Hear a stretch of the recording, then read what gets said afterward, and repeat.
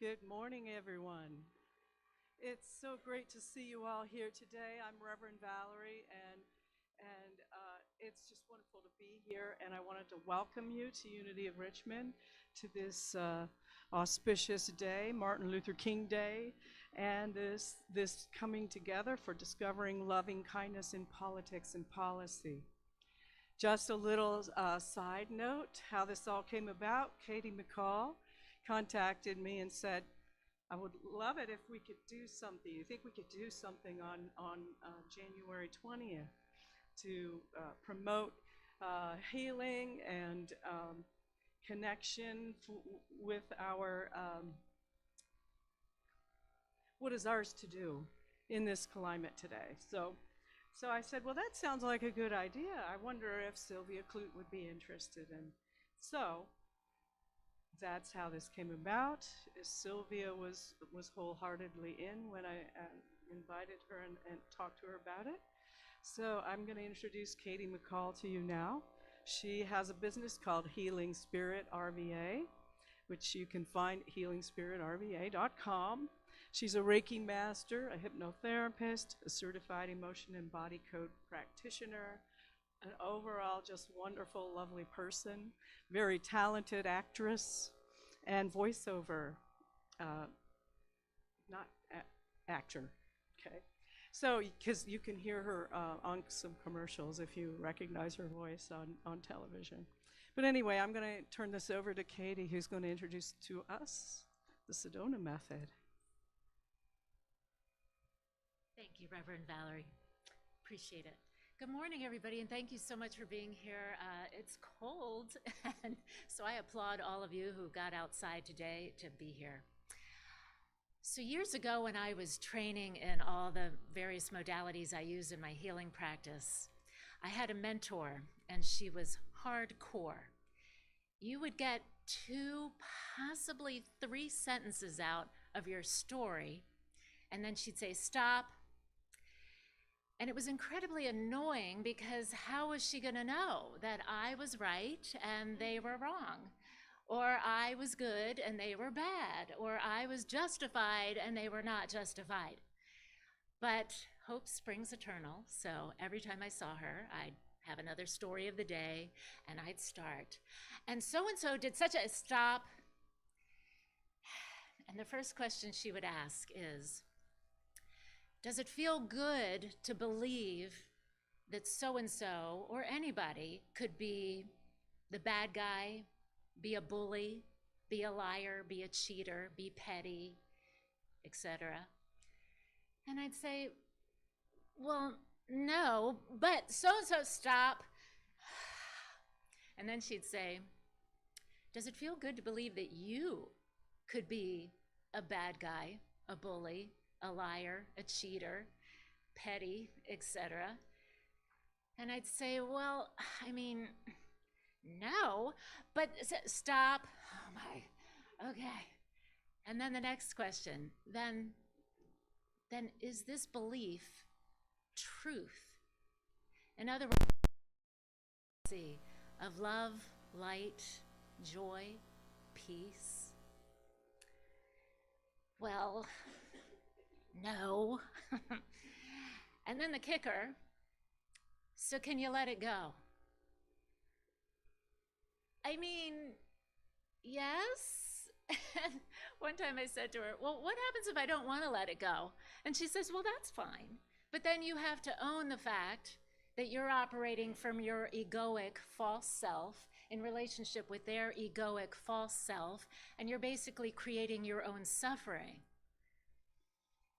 Well, I mean, when you put it like that, you know, what choice do you have but to let it go? Now, we know, we need to let it go, right? The Course in Miracles teaches us that if we see it out there, it's an effect of the cause that is in here. So we know we need to let go of our stories, of our judgment, of our programming, of being right, of being wrong, all of it. We're going to benefit from letting go and moving into that space of love and light and joy and peace. But how do we do that? Well, obviously there are a lot of methods. I've written a few down on a postcard outside, some resources for you if you want to pick that up on your way out. But today I'm going to take us through the Sedona method. Is anybody familiar with the Sedona method? Okay. Well, I love this method. When I'm really busy, which is, in my mind, a lot of the time, I have the attention span of a gnat. And so I need things that are quick. I want to do things quickly. Now, once in a while, I think it's good to sit down for a deep dive for as long as you can. But for me, that's about 5 minutes, and I'm good. So this technique, you can do the short version, and that's what I'm going to take us through this morning, just so that we can open our minds and open our hearts for all the wisdom that's going to follow today with Sylvia. So, starting to breathe in through your nose, out through your mouth. And the reason we want to switch into nasal breathing is that is going to actually calm down our nervous system.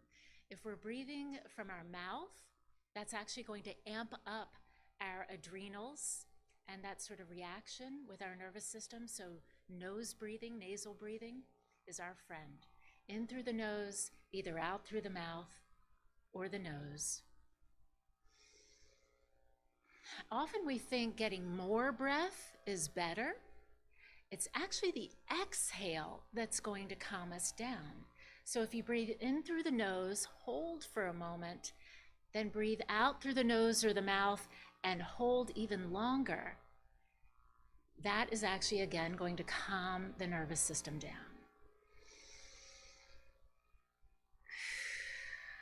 And now, softening your gaze, maybe even closing your eyes, I invite you to check in with what you're feeling right now. This is a big day for our country. Some may be feeling elated. Some may be feeling horrified. You may be somewhere in between. Just check in and see what you're feeling. And actually welcome it. So often we try to resist what we're feeling. See if you can welcome all these feelings in. See if you can see where they are sitting in your body. They may be sitting on your shoulders. They may be in your chest, in your stomach, in your back, in your head. And then just notice any part of you that wants to control it, fix it, change it, judge it, should or shouldn't it, be one with it. And now, and just for now, could you, the best you can, could you let it go? Let it dissolve away like a dandelion in the wind. Could you let it go? Would you let it go? When? Breathing in through the nose, out through the nose or the mouth. Let's go through 2 more rounds. So just checking in, seeing if there's been any difference. Maybe you still are feeling what you're feeling, but a little less intense. Maybe a different feeling has come up. Just welcome it. Welcome it. That's different, isn't it? See where you're holding that in your body. Notice any part of you that wants to change it, fix it, control it, should or shouldn't it, spiritually bypass it, judge it, be one with it. And could you, just for now, just the best you can, could you let it go? Would you? When? Breathing in through the nose, out through the mouth or nose. One more time, just noticing. What are you feeling? What's coming up? Might be right where you started, might be something different. Just allow it to be It is what it is. We welcome it. Notice if anything has shifted in your body. Has anything let go a little bit? Might you invite it to let go? Notice any part of you that feels like you need to change it, fix it, control it, should or shouldn't it, spiritually bypass it, judge it, be one with it. And could you, just for now, the best you can, could you let it go? Let it dissolve away. Would you? When? Angels, teachers, and guides, we ask you for the most benevolent outcome to help us put down all of our stories, our judgments, the part of us that thinks we know what we know, opening our minds and our hearts to be divinely guided, divinely protected, divinely inspired, and divinely healed today with the wisdom that we're going to hear from our esteemed guest. May this be better than we could hope, expect, or imagine. Thank you, God. Peace, peace, perfect peace. And so it is. And opening our eyes, wiggling our fingers and toes. And now it's my pleasure to welcome our esteemed guest this morning, Sylvia Kluge.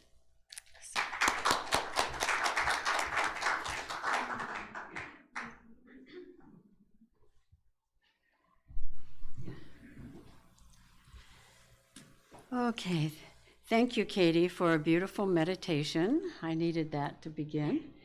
And thank you all for coming on Martin Luther King Day. I want to dedicate what I'm doing today to Reverend King and his vision of a nation built on brotherly and sisterly love. And thank you, Reverend Valerie and Unity of Richmond, for providing this opportunity. So we come together during a turbulent time in our nation, but we might disagree on politics, but I'm sure that we all agree that we can do better, right? Okay, I believe we must do better. Loving kindness in politics and policy. For how many of you is that a new concept? Raise your hand. Does it sound nice, but you can't imagine what it would look like? Raise your hand. All right, wonderful. I totally understand. 38 years ago, I didn't have a clue what justice as love was, so unitive justice was still in the future. But 38 years ago, I discovered in my spiritual journeys that there are two models of justice, vengeance and love. Now, I immediately recognized justice as vengeance because that's what I learned in law school. They told us we were learning retributive justice. And I didn't have a clue what justice as love might be. But I knew that it existed. I knew that was true. So I made a commitment at that time. I'm going to find out what justice as love is, how it works, and how it can be implemented. So that has now been a 38-year journey. And out of that has come the theory of unitive justice. Unitive justice is justice as love. It is a model of justice with no punitive elements. So this workshop is about loving kindness in politics and public policy. I ask you to hold that possibility, and that you might even become a supporter, and that you might find a role in making that happen. All right, what does justice as love mean, or unitive justice? Let's see. Where is Natasha? This isn't going to the next slide.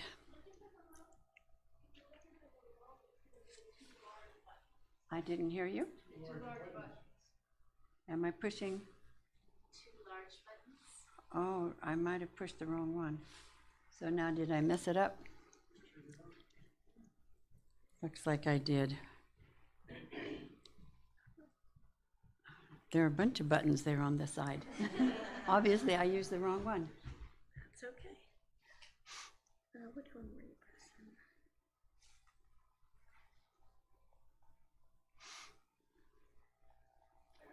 Okay, Okay. So if you, and it's no. going to be these 2 buttons here. Okay. All right. So that's your forward button. Okay. All right. Thank you very much. Okay. So after 38 years, this is what unitive justice theory looks like, and you have this chart in your handouts. So what I would like to do is explain how this is set up.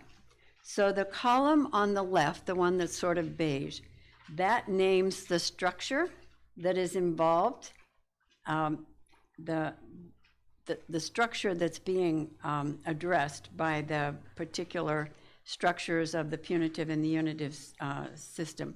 So the first one, security and order. In a punitive system, it uses rules. I'm just going to read the column of the punitive system. These are structures that you're going to find in every punitive system, no matter where it is. A home, a church, a school, a business, a nation. If it's punitive, all of these structures are going to be present. So we begin with rules, control, dishonesty, judgment, distrust, self-doubt, proportional revenge or harm answers harm, self-interest, hierarchy, punishment, compliance, the event, opposition, confrontation, and fear. So those are all terms that we know. Learning unitive justice theory is not like learning a foreign language, where you have to learn some new words that you don't understand and don't recognize. We all recognize these because they are all in our lives. So let's look at what the structures are in a unitive system. Values, from rules to values. Self-governance, from control to self-governance. Honesty, we go from dishonesty to honesty. Insight, we go from judgment to insight. And trust, we go from distrust to trust. And from self-doubt, we go to courage. Courage is very important in this work. And from proportional revenge to loving kindness, heal and do no harm.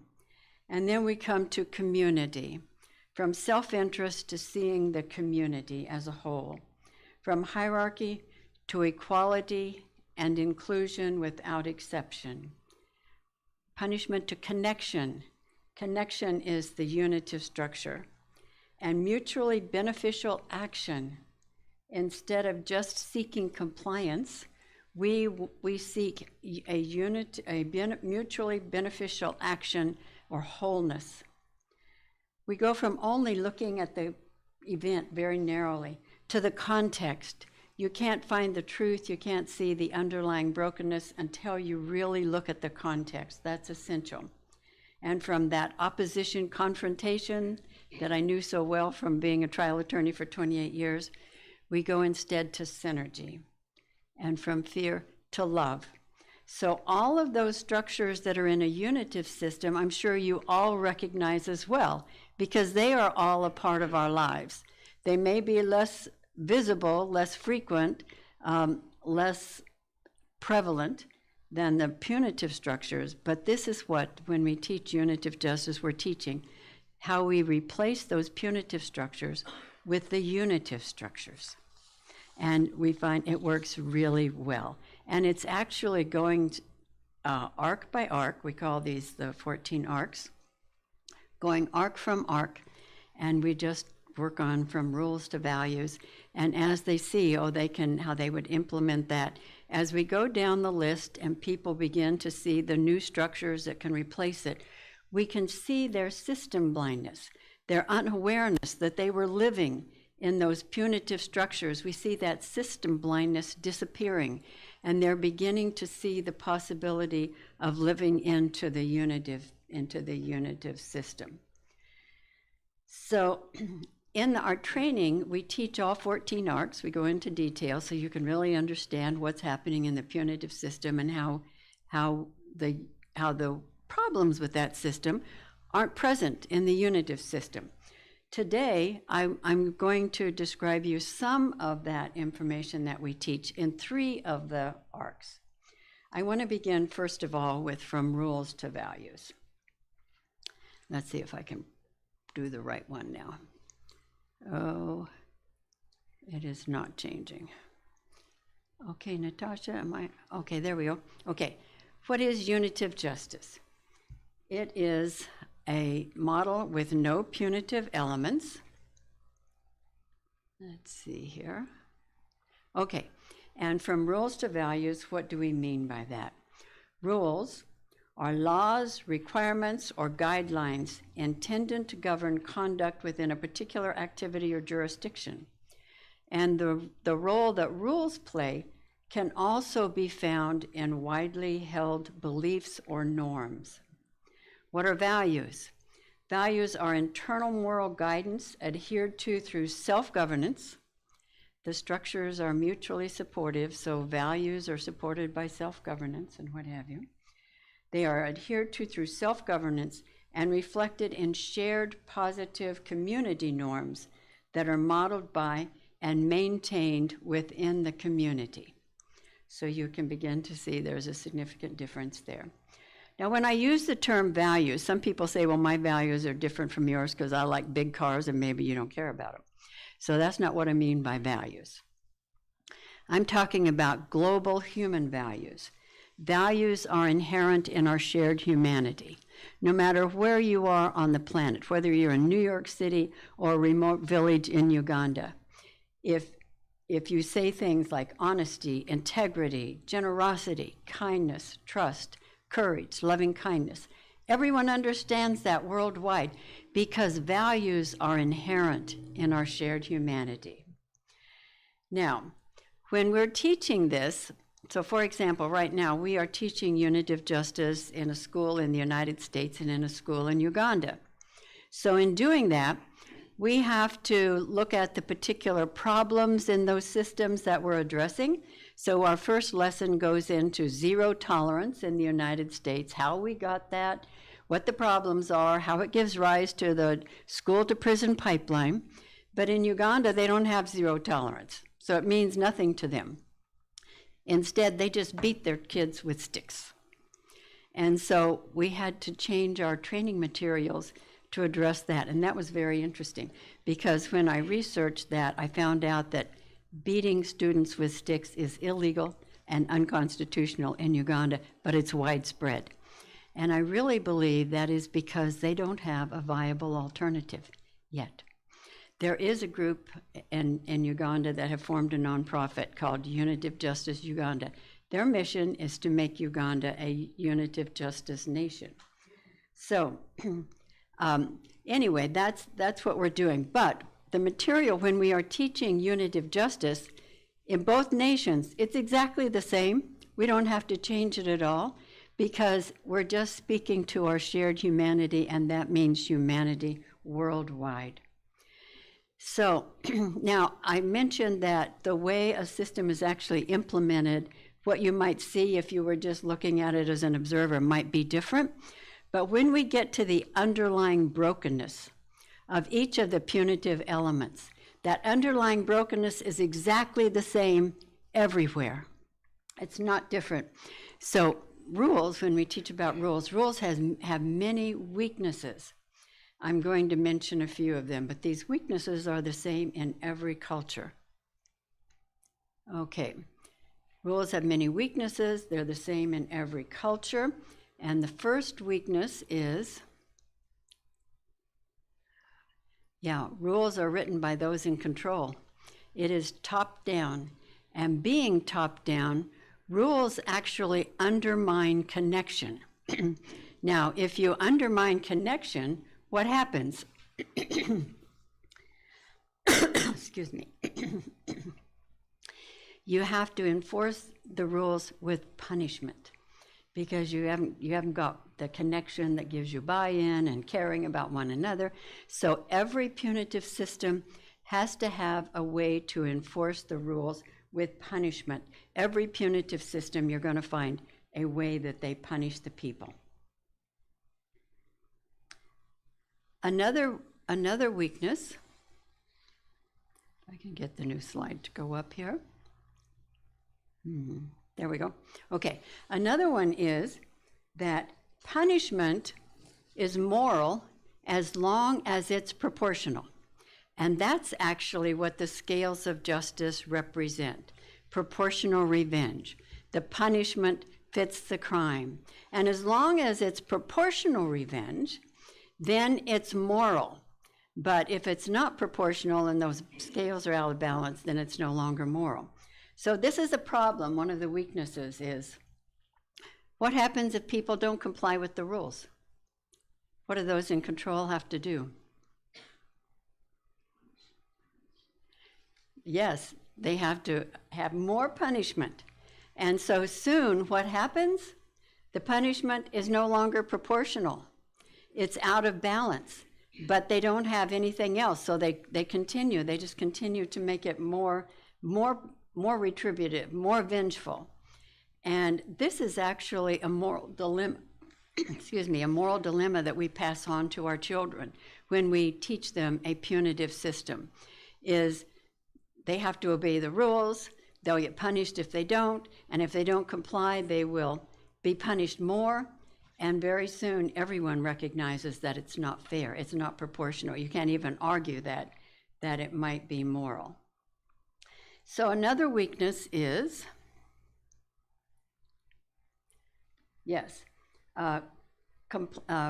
rules depend on compliance, and it does not work without it. And that's why civil disobedience is so powerful and so effective. I mean, if people just decide, well, you can punish me, but I'm not going to comply with your rules, then the rules do not work. And here we have students during the civil rights movement sitting in at a lunch counter because they were not complying with the rules. And that so broke down the system that they changed the rules. And here the students are sitting down at the lunch counter having lunch. So that is, okay. Now it's jumping on its own. Okay. All right.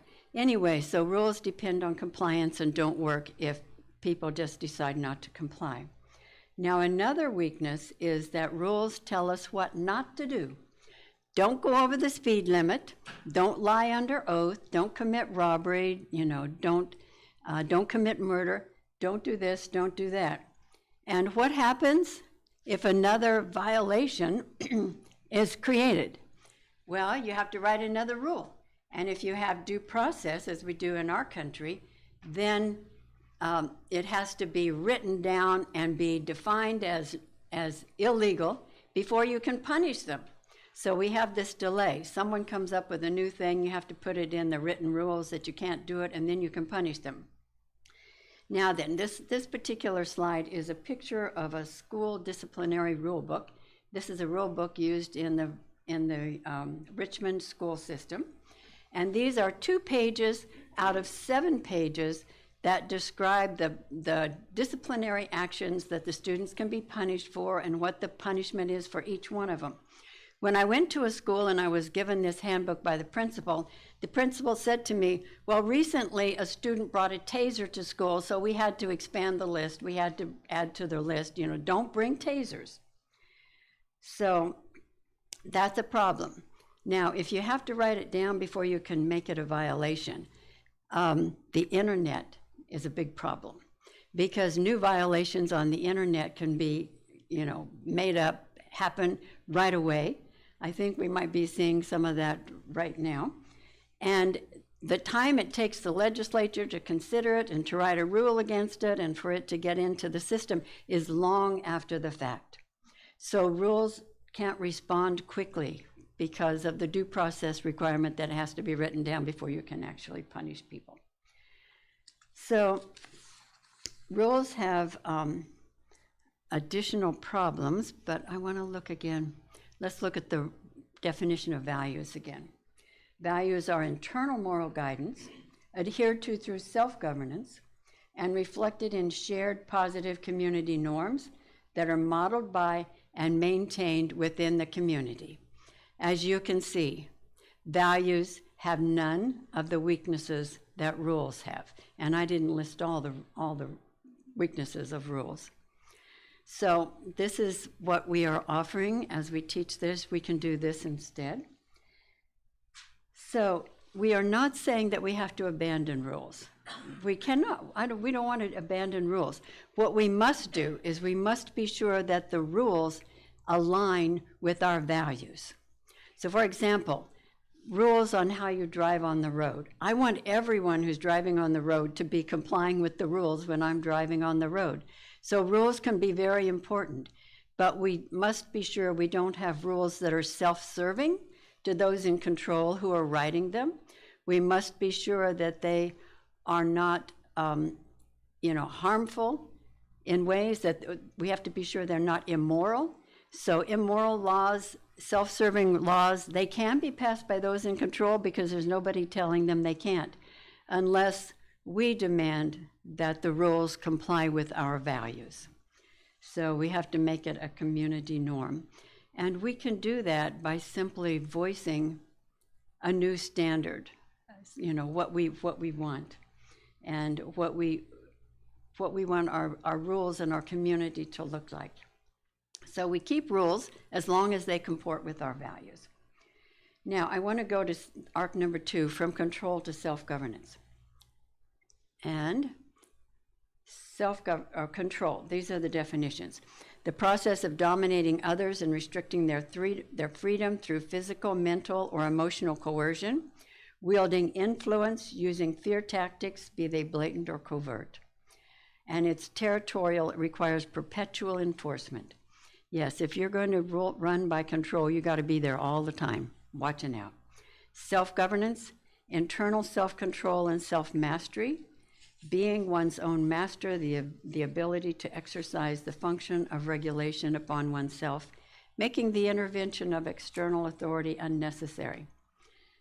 So you might say, yeah, so how does that look, and how would we do that? So I have a video that shows you. It's an amazing video. Okay, this video, if I can get to it, it's a video by Taylor Paul. Taylor Paul was a man who was incarcerated for over 20 years, and he and another man, Prince Bunn, also incarcerated for over 20 years, they were sentenced to life plus many years. And so they were expected, when they were sentenced, both sentenced for first-degree murder, they were expected to die in prison.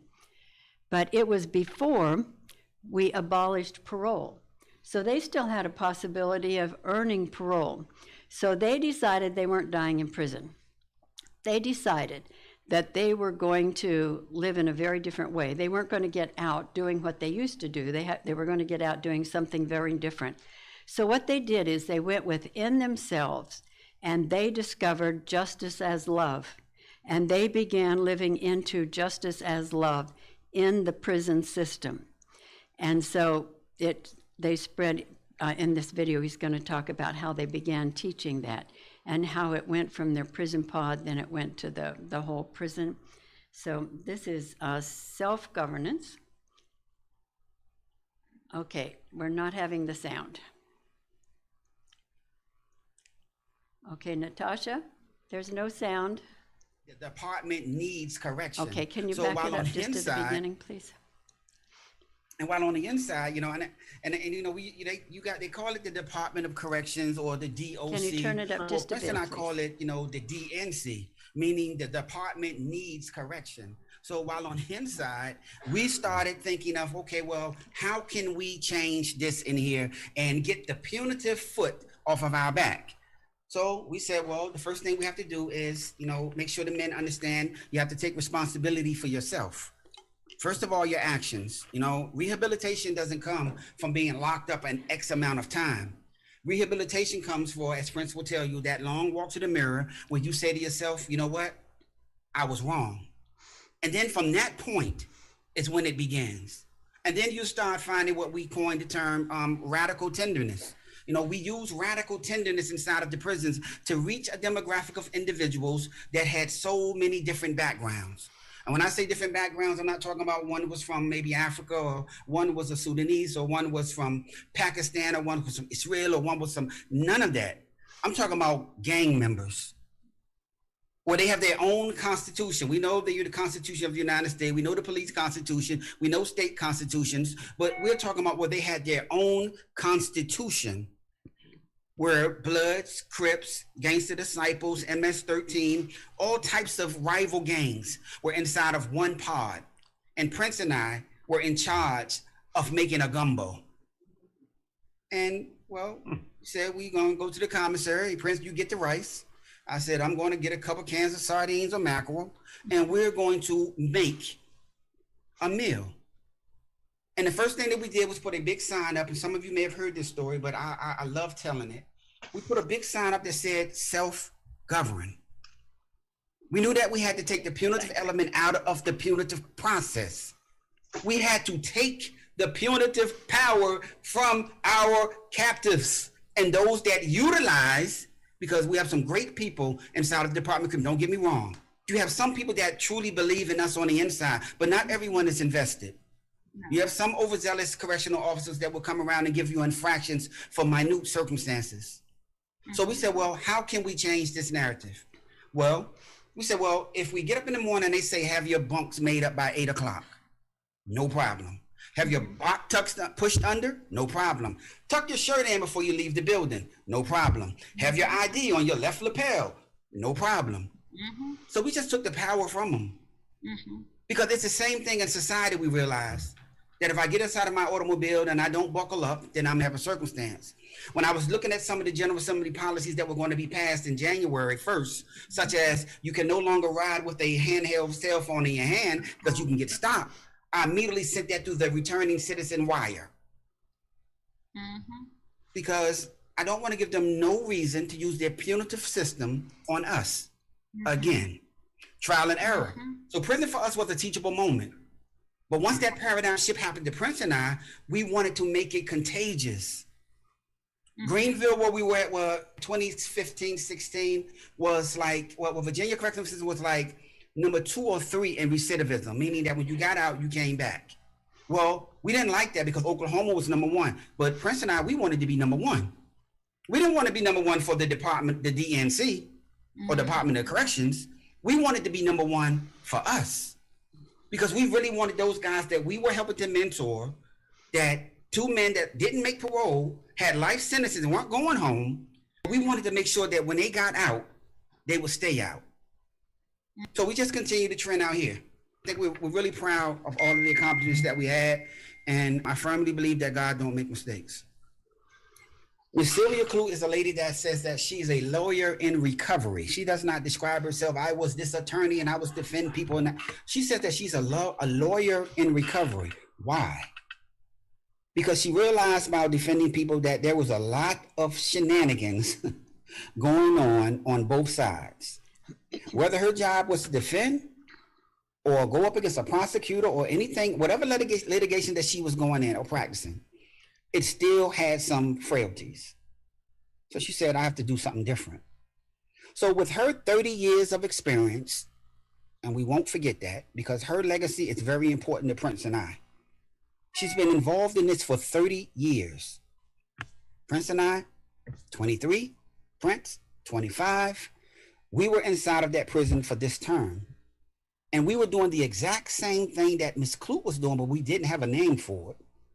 And that thing was trying to destroy the punitive process by using a unitive format. And when we met Sylvia Clute, we started to understand that her theory was our theory.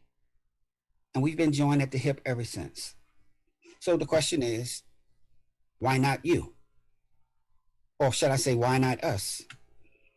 Why not disrupt a system that has proven through data that it's not working? And when you have men that was inside of a circumstance that did not need the Department of Corrections to define what rehabilitation looked like for them, they defined what rehabilitation looked like for themselves. To the point that these fine people that I just described do not mind us being their neighbor.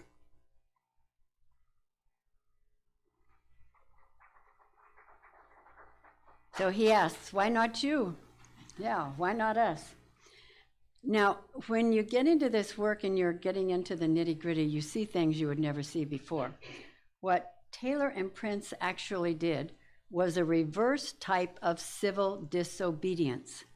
They complied with the official rules, but in so doing, they violated the unofficial rules of the security staff in that they could punish them whenever they wanted for some minor infraction. That was their entitlement, that was their privilege. So they took that privilege away from them by not having those little infractions that they could punish them for. And as he said, that was self-governance, it took to do that, but that was their form of civil disobedience. They obeyed with the rules. So now I'd like to take a look at the third arc, from dishonesty to honesty. This is a very important one. Now, okay, that I think is the last slide of the video. Okay, from dishonesty to honesty. Now, I was a trial attorney for 28 years. I can tell you in the courtroom, lying is very prevalent. Everyone who testifies swears that they're going to tell the truth, but lying is very prevalent. Those in the court system, I mean, you just accept it. That's how it is. You can't do anything about it. The rule against lying under oath, perjury, is very narrowly drawn. It has to go to one of the primary issues in the case. And if it wasn't so narrowly drawn, the system would break down if they tried to punish all of this dishonesty that was there. So as I began to see these structures, I could see that the courtroom is not a place where it's safe to be honest. That, it's a win-lose system, and if you lose, you can lose your property, you can lose your kids, you can even lose your life, and that is not a system where it's safe to be honest. So I saw honest people decide that a greater injustice would occur if they told the truth, so they lie. They tell a little white lie. Now that term is a way that we sort of whitewash lying, a little white lie. But they just felt that, in order to achieve justice, that was what they needed to do. And there were instances when I agreed. So this exposes this other weakness in the punitive system. In a punitive system, it is often not safe to be honest, but it usually is safe to be dishonest, because in a punitive system, dishonesty is rarely punished. And it might be really for a political reason or something, but basically, dishonesty is rampant and it's not punished. You can lie to get elected. You can lie to get a job. You can lie to cover up child sexual abuse.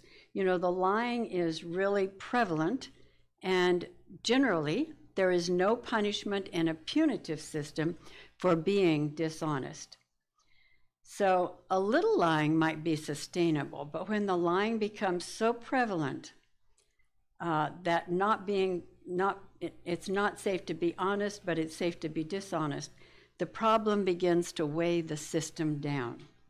In contrast, so I was used to that. That was the system I was in.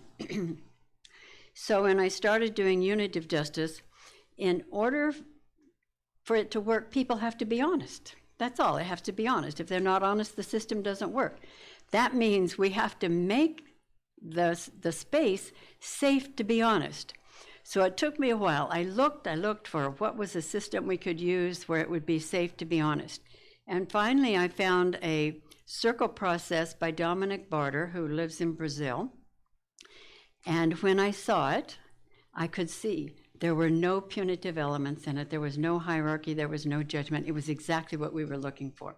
So that is the circle process that we use. We use it, we call it unitive justice circles because we combine his circle process with our teaching in the arcs. And with those two, we think it really is, it's a new system because you understand it more deeply. So when I experienced a safe place where people can be honest, even if they're in conflict, I experienced the power of honesty. Honesty is so powerful. When you experience the power of honesty, dishonesty will be seen for what it is, destructive of everything that we hold dear. So we have to have a system where it's safe to be honest. And in a unitive system, honesty, telling the truth, it's safe to be honest. And I found that people generally are honest. If it's safe to be honest, they generally will tell the truth. In a unitive system, it's safe to be honest because punishment is not the goal. We're looking for mutual understanding and a mutually beneficial outcome, and that changes the whole paradigm. So I just want to share now one thing that we find is very helpful in explaining what's going on here, and these are 5 levels of conduct. So the lowest level, level 5, I act based on what I have to do to avoid punishment. That's the punitive system. That's what we expect of our children in our homes often. That's what we expect of students in schools. Comply with the rules, and if you don't, you're going to get punished. That's a very low bar. So we can go from there as I act based on what I'm offered in return. Rewards. A lot of people don't recognize that rewards are actually a punitive process because you get the reward if you comply, you don't get the reward if you don't. Well, that's a punitive system. Okay, and then I act based on what I think will be good for me. So this is getting a little better. This is the, self-interest. And then a big leap, I act based on what I would like others to do. This is the ethic of reciprocity, and we call it the golden rule. But we believe there's one more standard that we can go to. I act based on who I am. I act based on my honesty, my integrity, my generosity, my kindness, and it doesn't matter what anyone else is doing. That's level 1. That's what we're looking for in a unitive system. Okay. Now, how would unitive justice theory apply to politics and public policy? You have to find the entry points. You have to see what are the problems that the system is going to help address, who's going to implement it. And so you have to know something about the system. I said I was a trial attorney for 28 years, so you might think, well, now what would I know about politics? Some of you know, because you helped in my campaigns, I ran for statewide office twice. In 1994, I was in the Democratic primary for the U.S. Senate, and in 2001, I was in the Democratic primary for Attorney General of Virginia. And why did I run for statewide office? I was deep into working on this theory of unitive justice, and I wanted to know, is there a constituency for this? So I just jumped in, and we all knew when I started that it was not likely that I would win. But even despite that, many people helped me with my campaigns, both of them, across the state. So my message was different. I was talking about loving kindness and unitive justice and how we can do that as an alternative to punitive justice. So I'm going to show you a video clip that I did from my Senate race, and you can see that how I saw being a unitive justice candidate. I was speaking at Thomas Road Baptist Church in Lynchburg about loving kindness. I want to welcome to the Thomas Road podium Sylvia Clute. It's such a momentous occasion for me that I do have members of my family today with me that I'd like to introduce to you. My husband, to whom I've now been married 26 years, I met in the Peace Corps. The first day of Peace Corps training, I sat down next to a young man who bought me a piece of pie, told me he was a big spender from the East, and I thought I better marry this man. Eric Johnson.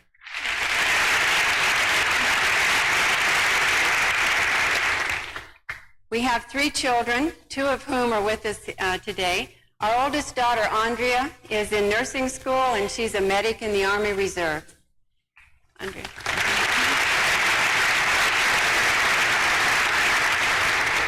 We have a son in between, but he's in Georgia studying at the Georgia Southern University, and that was too far for him to come. Our youngest daughter, Danielle, goes to Randolph-Macon Women's College.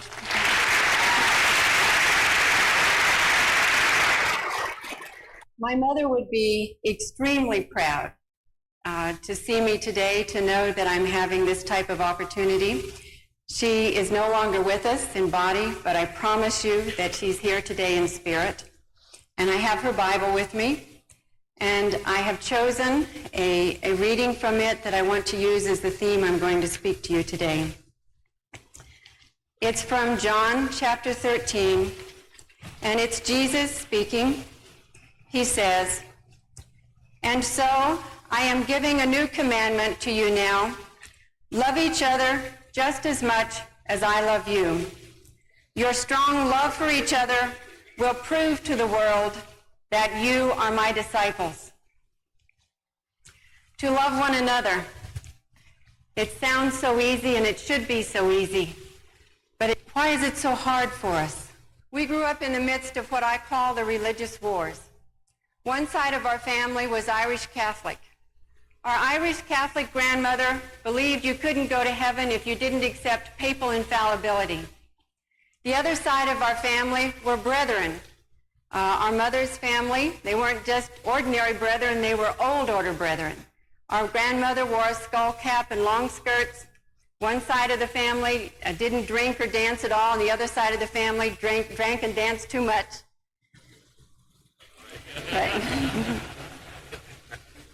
What I saw happen was, in their allegiance to the doctrine of their religion, they destroyed the substance of what it was all supposed to be about. They couldn't sit down together and break bread. But as a child, I went back and forth between the 2 sides of the family, and I saw that despite those arguments over religion, they were all the same. They were all good, hard-working, loving people. They loved us children. They were all willing to make sacrifices to assure that we would have a better life than they had ever known. They were not different. Those were the universal family principles that I wish they would have honored, instead of the form of religion that tore us apart and caused so much pain in our family. With that experience, I have watched the breakup in the Baptist denomination with a heavy heart. That traditional doctrine, the priesthood of the individual believer, that I had always known the Baptist denomination to stand for, as I've seen that challenged by the doctrine of literal interpretation, and as I have seen the divisiveness over these doctrines, I know that there are now brothers that no longer break bread together because of that. As I watched the Republican National Convention and heard the word family values often used, I was very concerned that it was really a code word once again for religious doctrine that divided us. And indeed, there are Republicans now who've been lifelong Republicans who no longer break bread at the Republican table. And it makes me heavy-hearted to see that happen. I've seen it in a family. I've seen it in a denomination. I've seen it in a national party. I don't want to ever see it happen in this country. When it happens in a nation, when we allow our religious traditions, our religious doctrines to be an excuse to hate one another, it looks like Northern Ireland. And when it goes to its absolute extreme, it looks like Bosnia. I'm here today to ask that we agree to disagree, that we love one another as Jesus loves us, even if we don't share all of the same beliefs, the same doctrines, Still love one another just as Jesus loves us. That way, we will be strong forever, and we can build this democracy. I know what it feels like to be the one who's on the outside. When I served in the Peace Corps in Nepal, I was in a remote village, and the only other people there who had white skin and blue eyes were albinos, and they had a derogatory term for them that they would cajole them with, and it meant foggy eyes. When the Nepalese wanted to be hurtful to us, they called us foggy eyes. And I can't tell you how painful it was. I was isolated, living in a mud brick thatched roof house. I bathed in the local water tap with them. I was there making the sacrifice to teach their children how to speak English. And still, when they wanted to be painful, they would call me this pejorative term. And I wondered why. Why would they do this to me? It was so painful, but I knew for me when it was going to end. And I recognized then that when I went home, there would be people who are subjected to that type of pain for whom there is no end, because they are home. I made a vow then that if I ever saw anyone subjected to that type of senseless, meaningless, hateful pain, I would be a voice against it. I want to be a voice that says we must love one another as Jesus loves us, even if the color of our skin is not the same or our religious traditions are not the same. We can honor those differences, see the great strength that comes from our diversity, and still come together and break bread. We're not different. We are all the same. And this was brought home to me most poignantly when our mother died. Our mother had been the bedrock of our family during the difficult times. She had loved us. She was a fantastic person, a very strong person. I felt that for those 2 weeks, all 4 of us kids should be with her. We left our families. We all went to be with our mother. And after 2 months, she died a very painful death from cancer. When I got on the plane the day after her funeral to return to Richmond, I sat next to a man who'd been born in India but is now an American citizen. He's an engineer at DuPont. He began to tell me about his mother's death. He took her to the Hindu temple as long as it was possible because her religion was very important to her, just as my mother's religion had been very important to me. And as I heard this story, I knew that I hadn't sat next to this man by accident, that this was a message I needed to hear, that my pain and my suffering, my grief, was not unique, that the loss of a mother is a human experience. It's a universal experience that knows no bounds based upon race, creed, color, national origin. It's an experience that if we honor that and recognize the similarities, it can bring us together. It is those types of experiences that we've got to recognize. When a child is senselessly murdered, the depth of the mother's pain bears no relationship to the color of her skin or the neighborhood that she lives in. We've got to recognize this as a nation as we write our laws, as we adopt our policies. We've got to look for those universal principles upon which we can come together and not allow the doctrines upon which we disagree to divide us and to tear us apart. On Easter Sunday, 1963, as a 20-year-old, naive, idealistic American girl, I walked through Checkpoint Charlie in the Berlin Wall. I walked into East Berlin, and I saw the face of a nation that had surrendered to fear. Not fear from an outside invader, but fear from its own inhumane, corrupt government. I had the opportunity to return to the Berlin Wall during that brief window in history, after it had fallen in November of '89 and before it was bulldozed down the following summer. This time, I saw the experience of a new generation at the Berlin Wall, this wall that had divided people that they'd given their power to. This time, I saw the Berlin Wall for what it really was. It was mortar and sand. It had never had any power other than the power that the people it was meant to entomb had given to it. And when those people decided to take back their power, when they decided to respond not in fear but in courage, but above all, when they came together in community, when they loved one another as Jesus loved them despite their differences, they danced on the wall. They danced on the wall that had divided them. And I know that if we do the same thing, there are no walls that we can't dance on, whether it's a $4 trillion debt, whether it's health care reform or welfare reform. If we will honor our differences, if we will look for the common ground, if we will see our strength in the diversity in this beautiful nation that we have that is so diverse, and if we will love one another as Jesus loves us, there are no walls that will divide us and make us weak. There are no problems we can't solve. It's this type of leadership, coming together despite our differences, that I want to provide as your next United States Senator.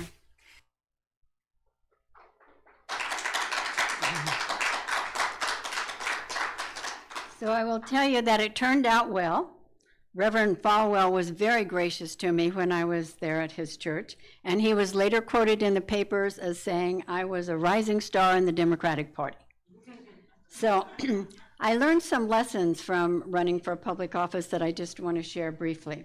One of them is that being a political candidate is a great way to get out a message and to let the world know there's an alternative. And that was what I was seeking to do there. So you go to all the speeches with all the candidates and what have you, and you don't have to organize the audience, it's there for you. And so you get to present this alternative. And even if you don't win, you still have the opportunity to plant seeds that there is a different way. So as I was doing this, I learned other lessons. As I traveled around with all the candidates, I heard their stump speeches from those who were running for the same office I was and those who were running for different ones. And I realized that most of them see a political campaign as a zero-sum game. You win or you lose, that's all. And so you have to use any means necessary in order to win, including lying. So the stated position of my opponents in that campaign on the Second Amendment was very troubling to me, because the NRA was promoting the Second Amendment and a distorted version of it that doesn't refer at all to the militia, which it clearly helps explain that the whole reason for it to begin with. And they were promoting access to all kinds of guns, including assault weapons that are used, designed to kill in war. And all of the other candidates were standing up and saying they supported the Second Amendment. And I knew that they knew that what was being promoted as the Second Amendment was not the truth. And when I asked them, why did they stand up and support that when they knew it was wrong, when they knew it was a dangerous policy? Well, and this is what each one of them said. This is what I have to say in order to get elected. And if I'm not elected, someone else will who is worse. So they just lie to get elected. And it's like the end justifies the means, but the end and the means are never separate. Whatever your means are, that's going to be your end. So once they were elected and they said that they were going to support the Second Amendment, what did they have to do? They had to vote for all of those rules that progressively let more and more guns come into our community. And I mean, obviously that was not a good policy. So that was before we had the school shootings. Columbine High School shooting took place in April 1999, 5 years after my Senate candidacy, and a couple of years before my campaign for Attorney General. It was in December 2012 when the massacre of little children at Sandy Hook took place. Politicians turned a deaf ear to both of those tragedies, and now those tragedies are common. So this is how we got a gun culture. And it's also how we have a devastating climate change policy. You know, it was politicians supporting their own self-interest and lying to the voting public when they knew they were lying. That has given us many bad public policies. So this brings us to another lesson that I learned. Oh, wait. Okay. So if you run and you tell the truth, so you know they were lying because they said that's what they had to do. If you run and you tell the truth and you lie, this is what you say. I'll be back. And the next time it's going to be more difficult for you to tell me no. So we are raising the bar, and we have to stick with it. This is not a short-term undertaking. But we must not lie to the voters. No unitive justice candidate can lie to the voters. We must have honesty. We must have the power of honesty in our politics and our public policy. So we have good news. We don't start from scratch. There are candidates who understand loving kindness in politics, and I'm going to show you a slide, a short video of one. So Senator Hashmi Ghazala, the Virginia State Senator, we invited her to speak at the first Unitive Justice International Conference in October of 2023. And this is what she said. Senator Hashmi serves in the Virginia General Assembly, representing the 10th Senatorial District, which includes parts of Richmond City, Chesterfield County, and all of Powhatan County. Chairs the Senate Subcommittee on Public Education. Prior to her election in November 2019, Senator Hashmi had a long career in higher education in Virginia. She is the first Muslim American and the first Asian American to serve in the Virginia Senate. And I'm so excited to articulate a philosophy of government because we rarely ask elected officials or candidates for office for a philosophy of government. What is the approach that they are going to take? How do they consider themselves and their roles in office within a context of a philosophical ethos? I used to teach college, and every time we interview candidates, whether it's in college or in our K-12 system, we always ask candidates, what is your philosophical approach to teaching and learning? If we're asking educators for a philosophy of teaching, I think we ought to surely hold government officials accountable to a philosophy of government. It gives an insight not just into character, but also into their purpose. What is their purpose for running? What have they thought about, and how deeply have they thought about as they engage in this process? So I've been thinking a lot lately about my personal statement, my philosophy of government for quite some time. And like many of you, there is a great deal of cynicism that I've shared when I decided to run for office 4 years ago. And that sin is tempered by optimism, because we can't engage in this work if we don't think that our engagement is going to make a difference. And tempering it with optimism has to be a part of our conscious effort to move forward. My philosophy of government has been shaped by Western philosophy of the sense of human safety, personal security, employment, resources, health, ownership of property. How do we do that? We have to understand the value of these foundational needs and provide avenues towards achieving and gaining those needs, such as employment, good health, sense of security through the acquisition of even modest personal wealth. All of these efforts support individuals and thereby help to create the structures of society that are peace and secure. So when communities work together, when effective government and social structures are in place, individuals are better placed to build on that sense of love and belonging, that sense of personal esteem, and that final level of achievement at which they work towards the common good rather than personal gain. And in the end, our personal sense of fulfillment actually depends on each other, on the broader community that we are a part of. As we move up the ladder of the hierarchy of needs, we have responsibilities to consider the needs of others. We have that fundamental responsibility to ensure that clean air and water is preserved, not just for ourselves, but for generations to come. We have the responsibility to consider how our consumption, how our access to resources might be extended to others so that they thrive, and thus we all thrive.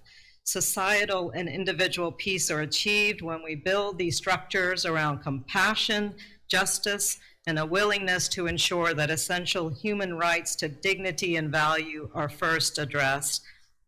And I'll just close with a focus on one word. It's my approach to what I do. The word comes from the Hindi, from Urdu, my native language, and it's the word hamdardi.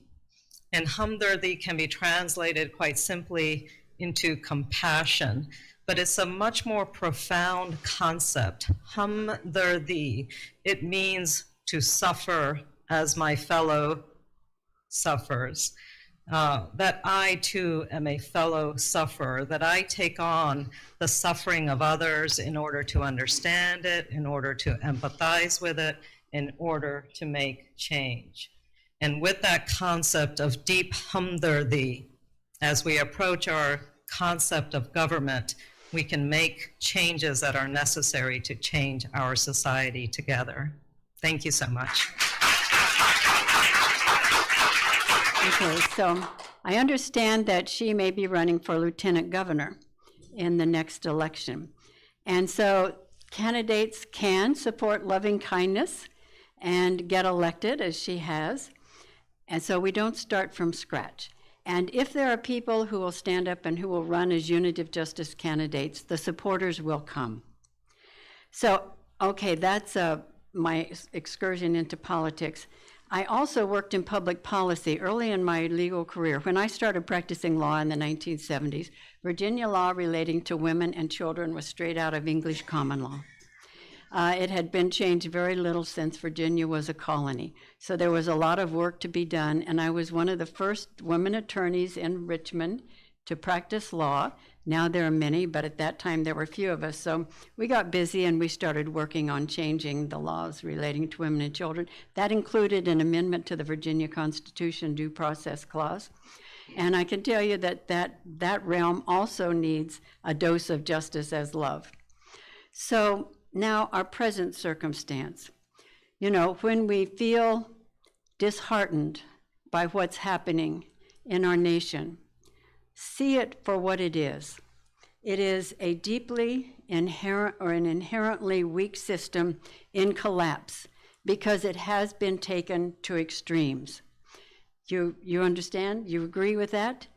Yes. But it hasn't just started. It's been going on for a long time. But because as it goes more and more towards the extreme, the collapse expedites. It becomes faster. And so, you know, you have a system, it rises and it collapses, but out of that collapse is the energy for the rise of a new system. So what we must see in our present circumstances is an opportunity to create an entirely new system, not one with bandages on the old system, but an entirely new system. And when you look at those arcs going from punitive justice to unitive justice, that is total system change, and we can do it. So, where do we begin? We begin by understanding our neighbors better. And as it happens, as we teach unitive justice, we have procedures where we get communities, we build community connection, community strength. And so today, we're going to do two of the procedures that we do to build community. And I hope that this will give you a resource, a tool that you can see. This is a way we can talk to people despite our differences. So if you will look in your handouts, well, in your handouts there are 12 characteristics of public servants guided by unitive justice principles. If you will look at that later. But this is, you know, if we're going to have someone running for public office as a unity of justice candidate, these are the standards we would ask of them. And, okay, reflective listening number 1 is what we're going to do now. And this is where we share something that happened recently that was important to you and why it was important.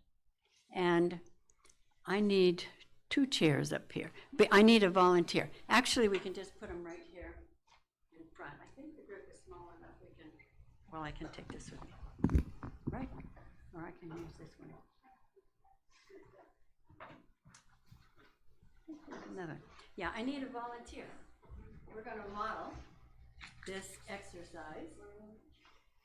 You look at exercise number 1. Do you any one of those details? Okay, so exercise number 1. This is a community building exercise, and I have a volunteer. Okay. All right. So we will just do the first part of this. Okay, so Katie. Do you mind if I put the microphone down? Yes, back please there? do. People online can also hear Very good, thank your you. demonstration. Yes, very good. Okay, can everyone hear us? Okay, now what we're modeling is reflective listening. Oftentimes when someone is speaking to us, we really aren't listening. You know, if they're saying something that's upsetting, we're reloading, you know, what are we going to spit back at them? But this process really teaches us to listen very carefully with the reflective listening. So, all right, Katie, would you share something that happened recently that was important to you and why it was important? And after you do that, if you will say, what did you hear me say? Okay. What was important to me recently is my neighborhood is, well, we're in a dispute with a developer who wants to build something at the top of our neighborhood that most of us are disagreeing with. And I'm trying to find a way to communicate to the city planners in a way that isn't argumentative, in a way that is win-win for everybody, but I've been having a hard time finding those words.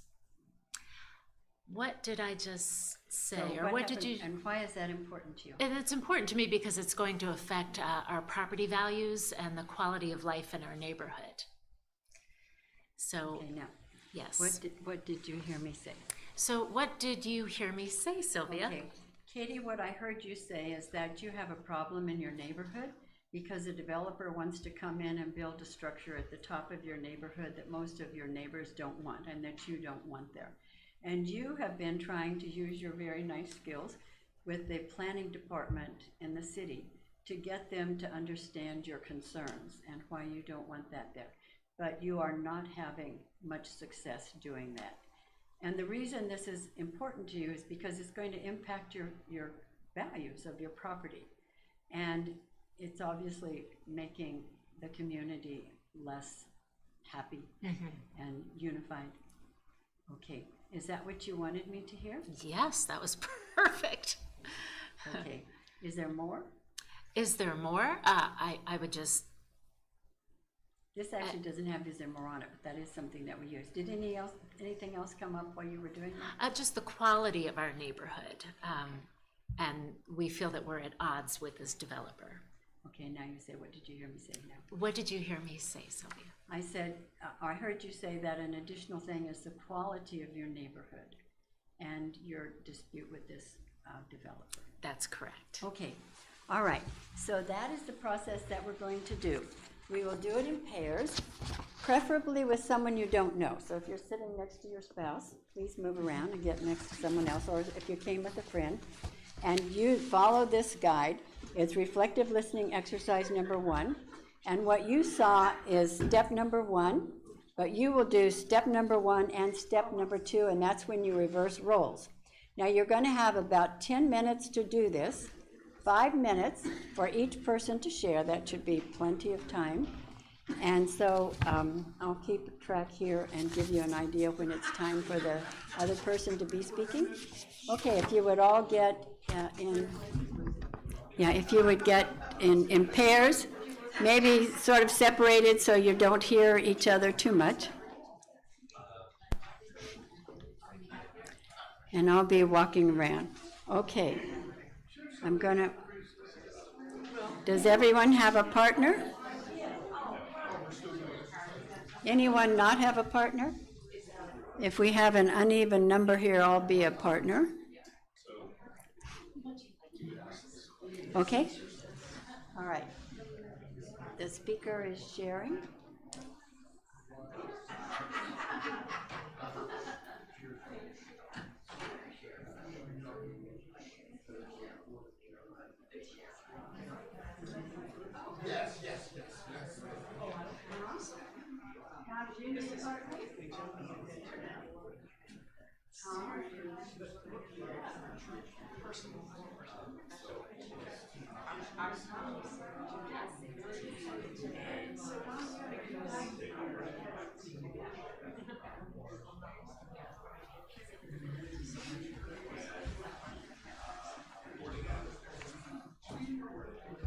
Okay, yes, hold on, I'm gonna keep track, watch here.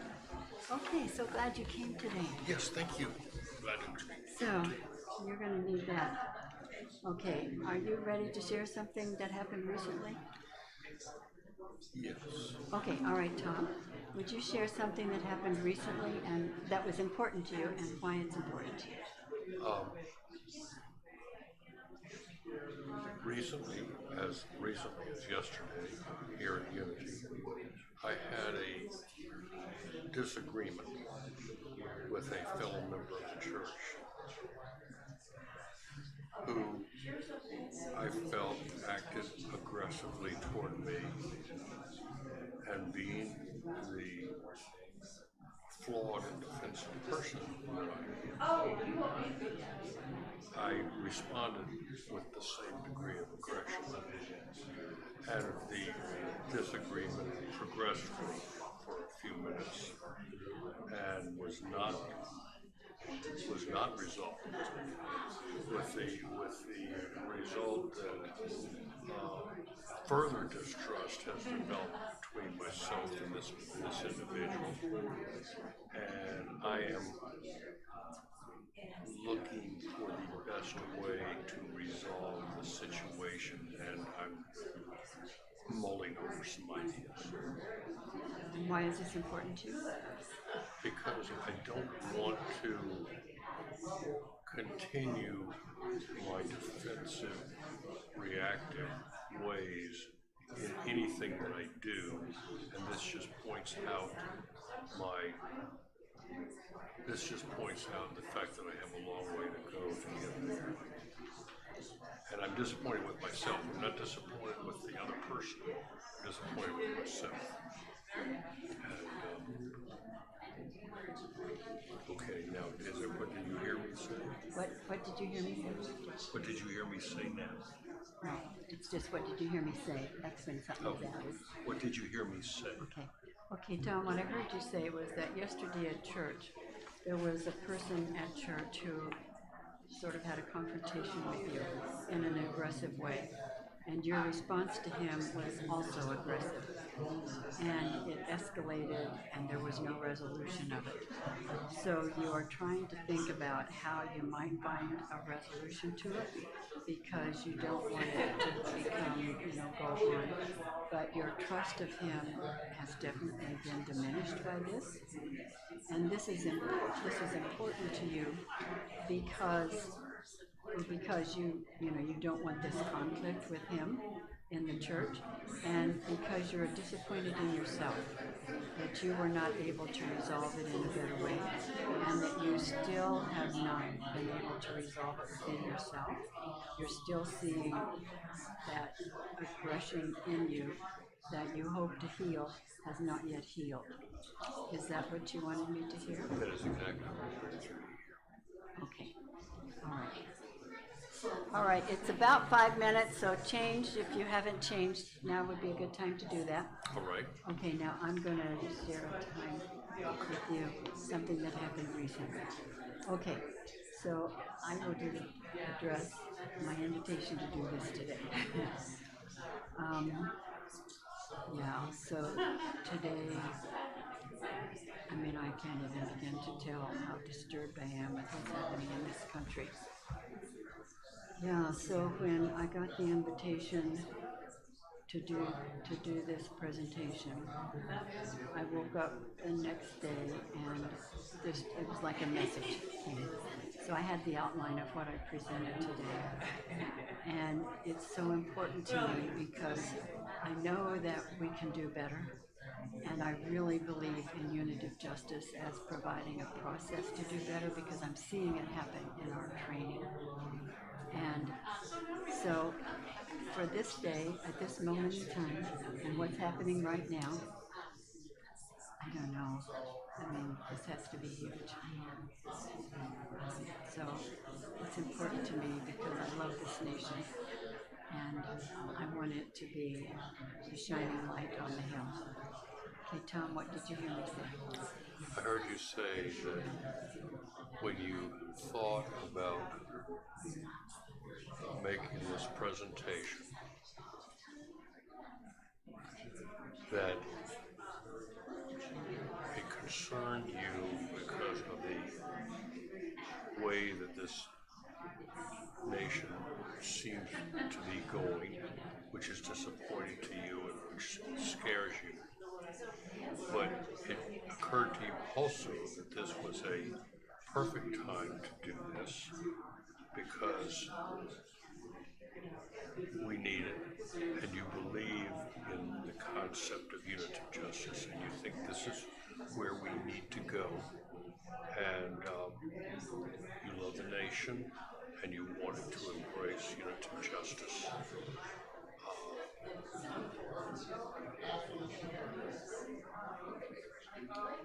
And that's pretty much it. That's what I got. Now, what did I miss? I know what When you say, is that what you wanted me to hear? Is that what you wanted me to hear? That is what I wanted you to hear. Well, I heard it, and I'm glad. I'm glad you're doing this today. I think it's perfect to do it today.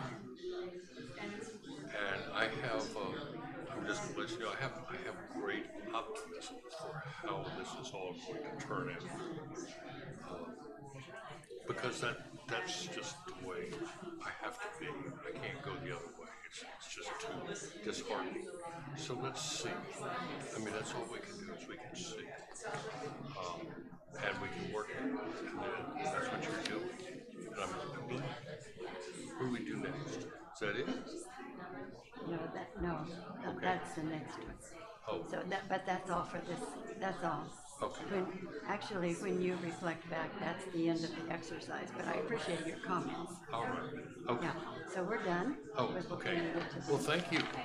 It's been a pleasure. Yeah, thank you. It has been a pleasure. So I'll watch. Looks like people are still engaged. We still have some time. Let's see, you Yes. have one of these. I'm gonna need the next one. Yeah, you're going to need that. I'm going to see if I can find one. I think Lynn and I came late. So Here.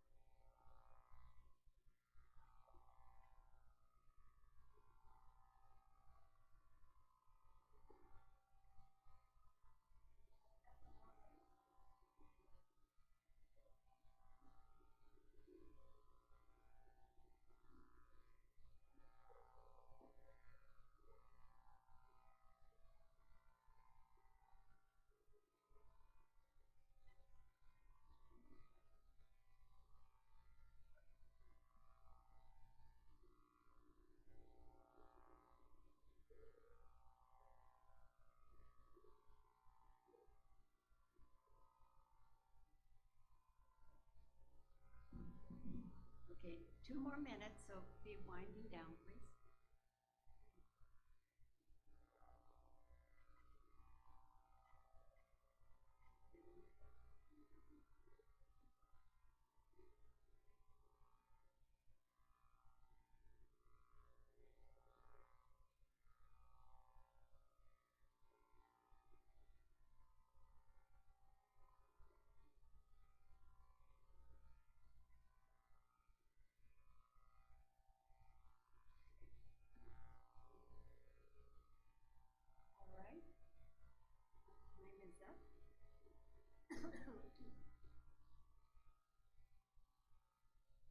Okay, so after we do this exercise, and you had an opportunity to really have to listen, because when you're going to repeat it back, you have to listen. We do a debrief, and the debrief is we ask, so is there a pair who shared that would like to share with us how that experience was for you? Now, we never ask that you share what was shared because that's confidential. But if you want to share it, you can. It's just that that's not the question. I'm only asking, how was this experience for you? Now, is there a pair that would like to share how this experience was for you? Phyllis, how about you?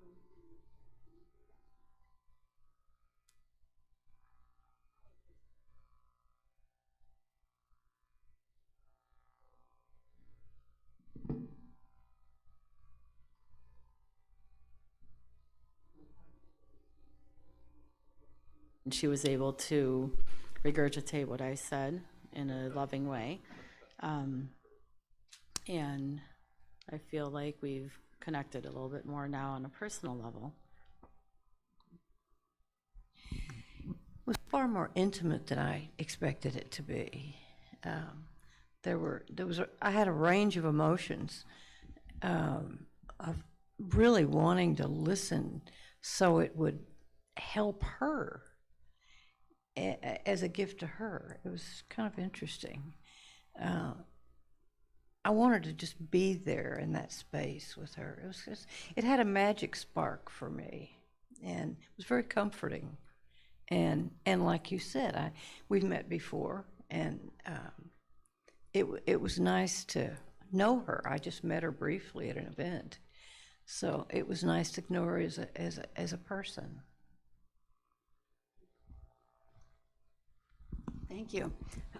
So we begin with questions like this in our training, but we go deeper and deeper into it. And what's happening when you're sharing in this way? When we're speaking to someone, we don't know how safe it is, to be honest. So in these pairs, you can share a little bit, and you can see what's the response, how did that go over? And then maybe you share a little more, and you see how that goes.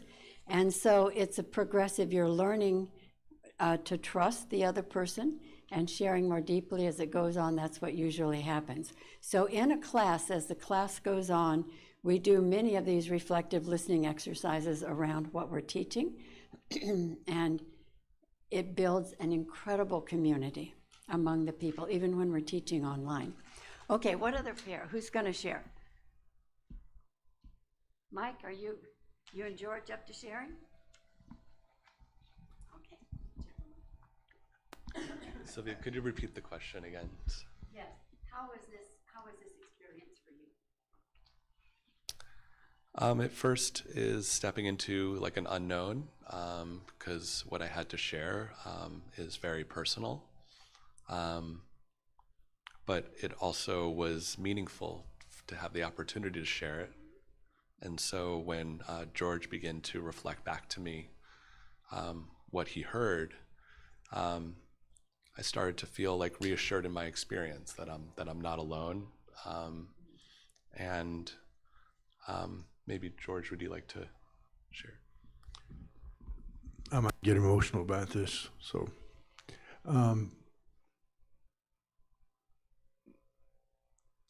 if I'm going to listen intently, that's the first step to realizing I'm in a oneness. There is no separateness in life. And I was honored that Mike shared what he shared. And I was able to tell him that adversities are opportunities that we can take and use as fuel to a higher level of living. Thank you, Mike. Thank you. Okay, thank you. I do want to, you'll have this you can use, and I do want to give one piece of advice. It is important when you're reflecting back that you not say, well, you could have, you should have, or I would have. You're only reflecting back what they said. That's all. It's very important. And that is important in building that trust and not saying anything that they will feel might be judgmental of them. As soon as they sense judgment, they're going to shut down or, tighten up a bit. Okay, so we can do one more share, and then we're going to do exercise 2. What other pair? What a pair? Okay.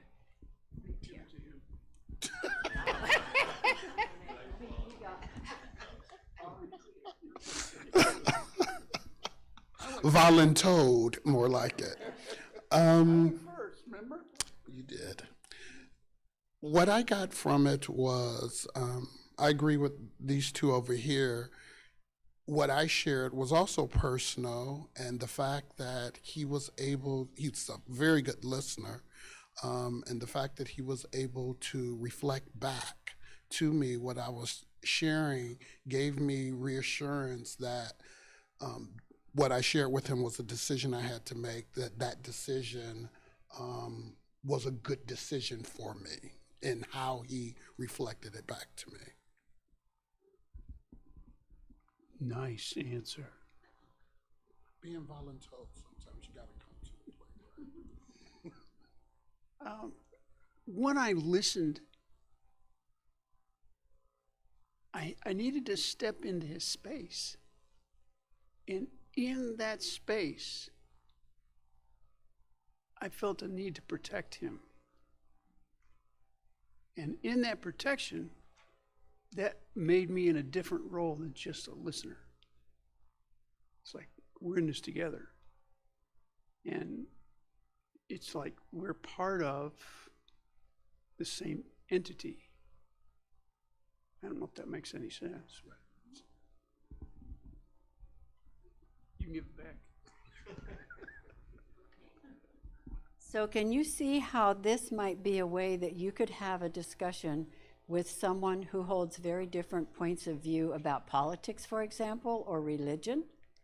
You just ask a different question, not about politics or religion, and then as people share honestly and you reflect back, you learn that you're not so different after all. That's it. When it works well, we are present to our shared humanity. Okay, now we're going to do the second exercise, reflective listening exercise 2. You will do it with a new partner. And this question is, share what you individually or with a few others can do to bring loving kindness into politics. So find a new partner, hopefully someone you don't know very well, and we will again have 10 minutes.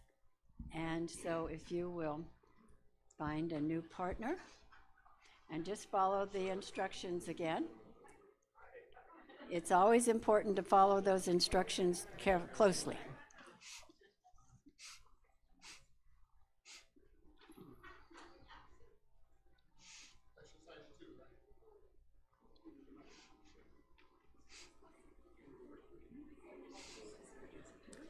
Eric needs a partner, I think. Oh, no, someone is going to be.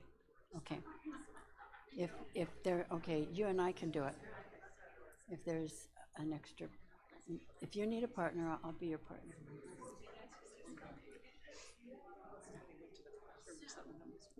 Oh. But that's okay. No, I did it with someone to get them. You did? Mm-hmm. Oh, okay. Yeah. Okay. So, yeah. You want that? I gave my hand now. Okay. Let's see. Oh.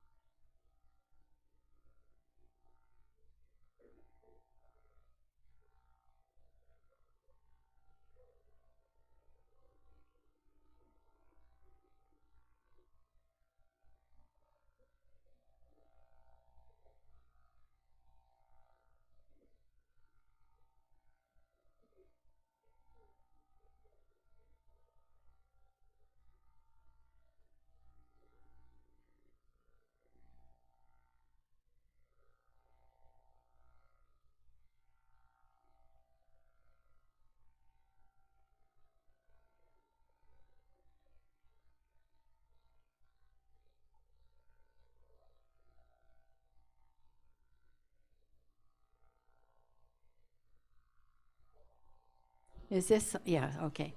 All right, if you would turn your attention now to our debrief. Do we have a pair that's willing to share how this experience was for them?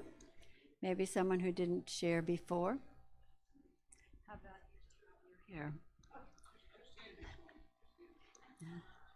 Would, okay, short, like you're up for this.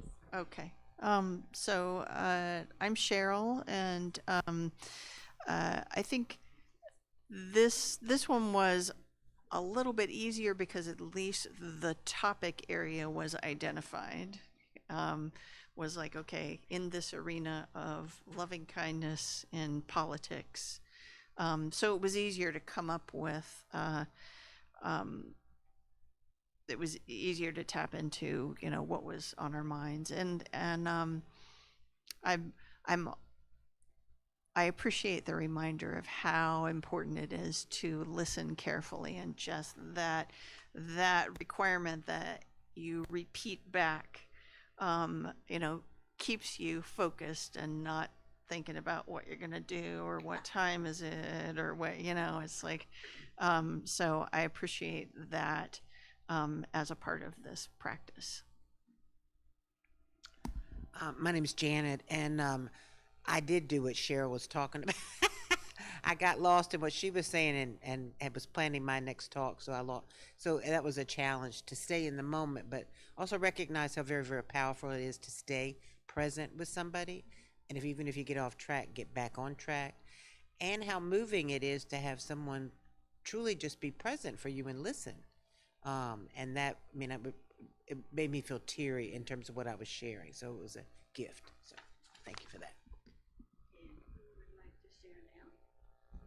Who else will share? Let's see, do we have a pair that hasn't shared at all, or if we don't, we would just go with. Sure. So it's just lovely to just be heard, and in the hearing of what I say, sometimes that helps me have clarity. So that's the gift that I thank this gentleman for. And then he shared some stuff that was exciting, and I hope that I will hear from you in support of the question that we wanted to pursue, moving loving kindness into politics. Okay, it's me again. Very similar experience. I agree with the lady in the back that it was easier this time because the topic was defined for us. But it was equally as gratifying because what she shared I could completely identify with, and it helped me in listening to her and responding to her. It helped me with some internal things that I'm dealing with, so it was very helpful. Let's do one last one. Eric, you willing to do this? He's not. Okay. You and George. Okay.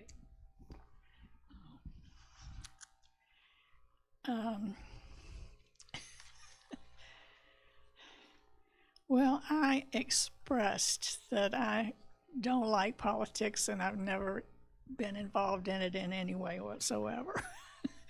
So that was a hard one for me. But what I shared was that I realized that there is a person who is very important to me. And I am trying to get him, he's a corporate lawyer, and I'm trying to get him interested in unitive justice. And in that way, he's a bond attorney, so he is involved in politics. So we worked together years ago, and he's in my heart. The CEO at the firm where we both worked fired him for one mistake that he made. He's an excellent attorney. And I was able to, because I had resources, I was able to direct him to another firm. he is now a partner. And he recently said that he missed me and he wanted us to get together. But I don't think he realizes that I really care for him and love him. And this has been, 30 years ago that we worked together. And he remembered me and he said, well, let's get together, for a drink. I know he's an alcoholic, so I thought, well, how about coffee?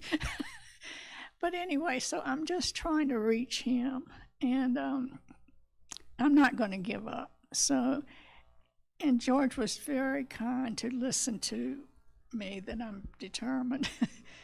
And I didn't have a chance to say, he didn't have a chance to say back to me. So we didn't finish. Before you called time. So anyway.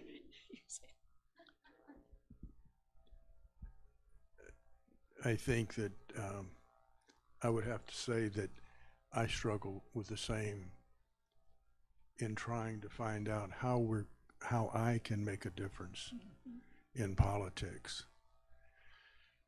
And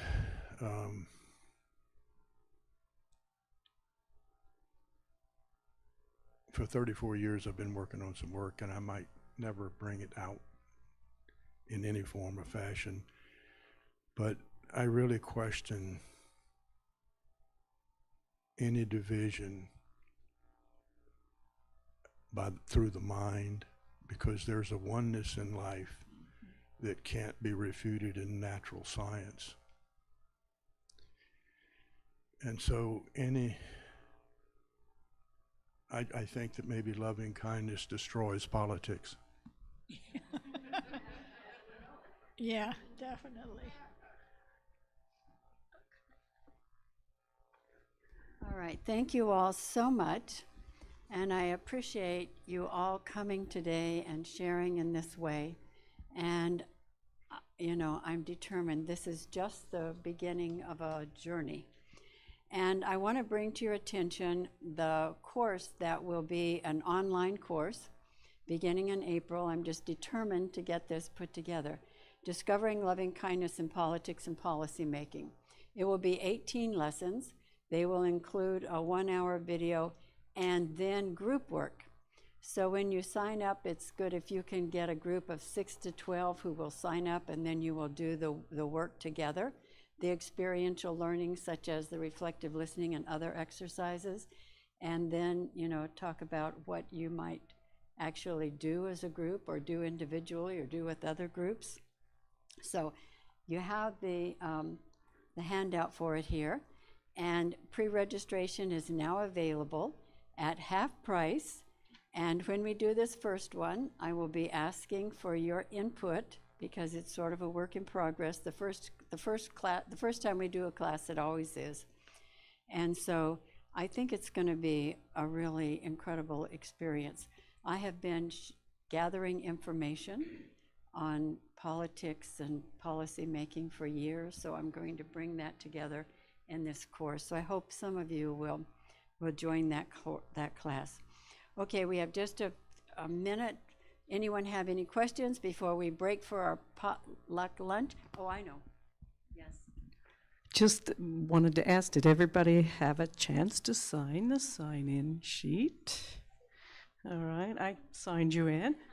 And second of all, I missed announcing, we do have a love offering basket. This is done on a free will donation basis to share with the Alliance for Unity of Justice and Unity of Richmond. So there's a basket out there and a QR code that you can use for online or digital giving. So we appreciate your generosity. Thank you. Thank you.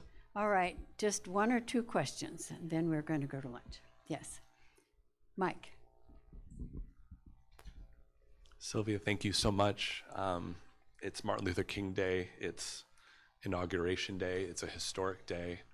I certainly had some experiences that really impacted me this morning. Your presentation was very impactful, hearing you speak as a senator candidate, and Ghazal Hashmi speaking, very impactful as well.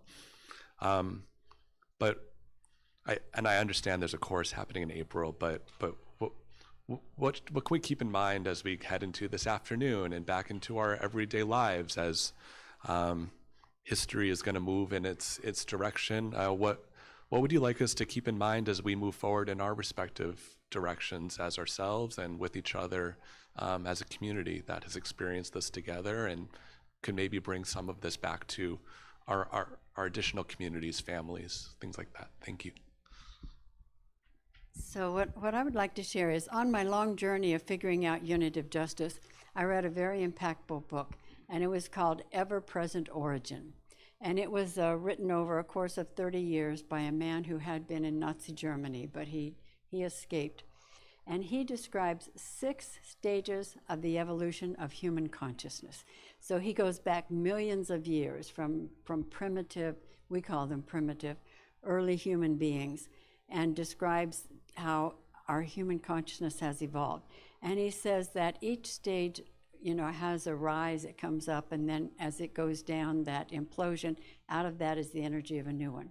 And we're moving in, we are the people who are alive at the time of one of those transition periods. And many people live and they're not in a transition period.